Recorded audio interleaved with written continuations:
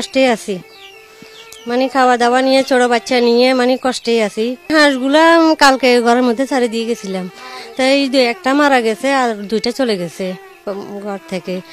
এখন মানে এখন তো পরিবার এরকম আছে, গতবারের ডলে মানে ওই পর্যন্ত উঠছিল পানি, তো এখন তাও অনেক কষ্টে আছি।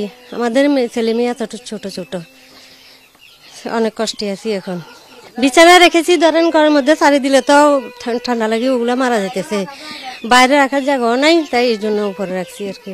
হ্যাঁ, টিউবওয়েলের পানি মানে আলগা পানি দিয়ে টিউবওয়েলের পানি তুলতে হয়, পানি নামি গেছে, এখন পানি দিতে হলে পানি এগুলো দিতে হয়।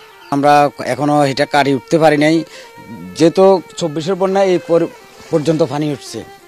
তখন তো আমার মাছের গাড়ি ছিল, আবার ঘরের জিনিস আসবাবপত্র যা ছিল সবই চলে গেছে। এটা আবার নতুন করে আমরা সংগ্রহ করছি, এখন তো আবার ওইটা আবার চলে গেছে। তো এখন আমরা কি করব? আমরা তো এদিকে দিশা না পাই, আমরা এখন দিশা হারা।